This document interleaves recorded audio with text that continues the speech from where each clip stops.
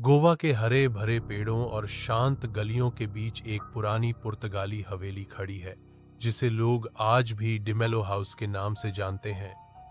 बाहर से देखने पर यह हवेली बिल्कुल किसी पुराने सपने जैसी लगती है।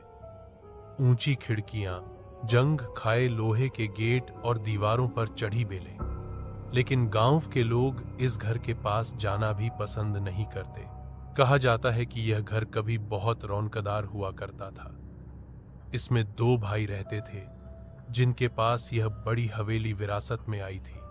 दोनों भाई अलग अलग स्वभाव के थे। बड़ा भाई शांत मगर हट्ठी था। छोटा भाई चंचल और लालची। घर की बेशकीमती जमीन और हवेली के असली मालिकाना हक को लेकर दोनों में आए दिन झगड़े होने लगे। गांव वाले अक्सर सुनते कि हवेली की ऊंची दीवारों के अंदर से चीखने चिल्लाने की आवाजें आती हैं। लोग कहते कि भाइयों के बीच खून खराबा होना तय था। एक दिन तो हद ही हो गई। बारिश की रात थी, बिजली कड़क रही थी और हवेली की लाइट अचानक गुल हो गई। उसी अंधेरे में दोनों भाइयों का झगड़ा इतना बढ़ा कि छोटे भाई ने गुस्से में आकर बड़े भाई पर लोहे की छड़ से हमला कर दिया। कहते हैं बड़ा भाई वहीं जमीन पर गिर पड़ा और उसकी जान चली गई। लेकिन यही इस कहानी की शुरुआत नहीं, बल्कि डरावने सफर का पहला कदम था। क्योंकि उस रात के बाद हवेली के अंदर जो हुआ, उसने पूरे गांव को दहशत में डाल दिया। बड़े भाई की मौत के बाद हवेली के अंदर सन्नाटा फैल गया। लेकिन यह सन्नाटा सामान्य नहीं था। गांव वालों ने बताया कि उसी रात हवेली की टूटी खिड़कियों से अजीब रोशनी बाहर निकल रही थी। कोई कहता उसने दीवारों पर परछाइयां देखी, तो कोई कहता हवेली से किसी के रोने की आवाज आई। छोटा भाई, जिसने खून किया था, हवेली में अकेला रह गया, लेकिन उसका चैन जल्दी ही छिन गया।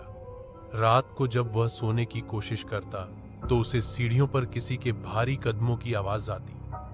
दरवाजा खोलकर देखता तो वहां कोई नहीं होता। कभी कमरे की खिड़की अपने आप खुल जाती, कभी बत्तियां अपने आप टिमटिमाने लगती। धीरे धीरे उसके साथ डरावनी घटनाएं होने लगी।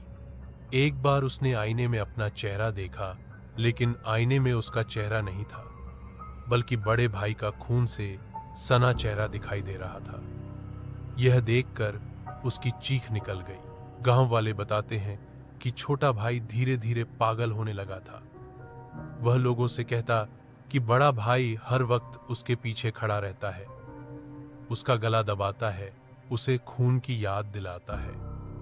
कोई उसकी बातों पर यकीन नहीं करता, लेकिन सब मानते थे कि वह जल्द ही मौत के मुंह में जाएगा। और फिर वही हुआ। कुछ ही हफ्तों में छोटा भाई अचानक हवेली के एक कमरे में मृत पाया गया।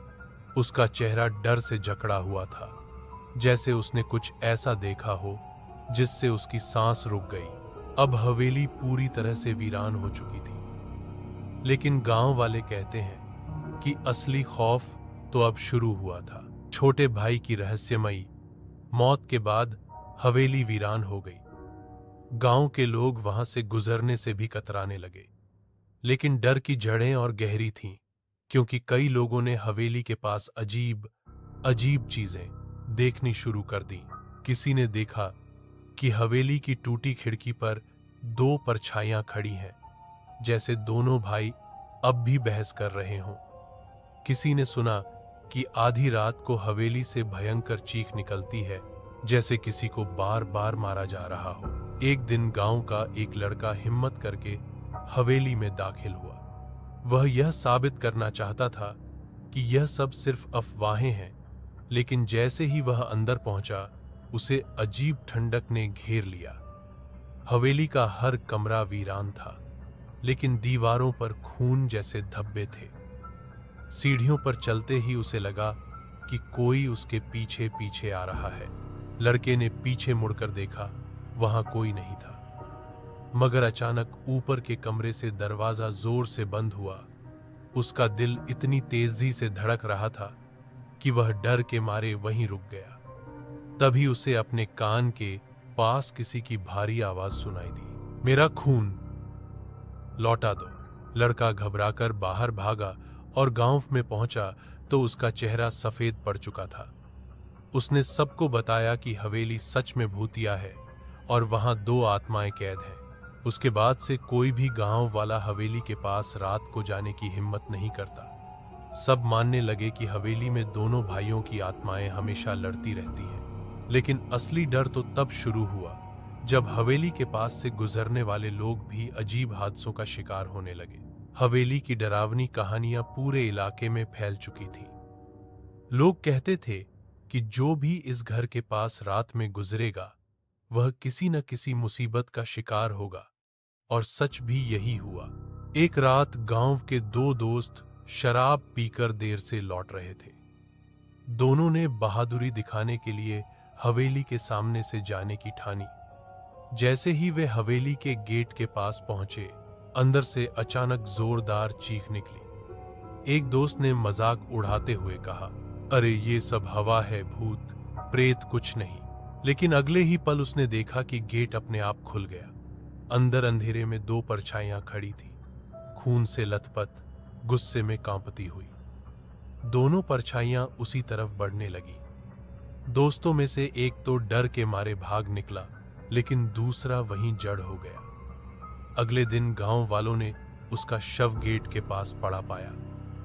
उसके चेहरे पर वही डर जमी हुई थी जैसा छोटे भाई की लाश पर था। इसके बाद तो हवेली पूरी तरह अभिशाप बन गई। लोग कहते हैं कि वहां 2 आत्माएं हमेशा खून के प्यासे घूमती रहती हैं। एक अपने हक का बदला चाहती है और दूसरी अपने किए पाप की सजा भोग रही है। आज भी जब हवेली के पास से हवा गुजरती है तो ऐसा लगता है जैसे किसी की चीखें उसके साथ बह रही हों। गांव के बुजुर्ग कहते हैं, ये हवेली खामोश दिखती है, लेकिन इसके अंदर अब भी 2 मौतें हर रात दोहराई जाती हैं। जो भी इंसान उस हवेली के करीब जाता है, उसके कानों में वही भारी आवाज गूंजती है, मेरा खून लौटा दो। और यही वजह है कि डिमेलो हाउस आज भी गोवा की सबसे रहस्यमयी और डरावनी जगहों में गिनी जाती है।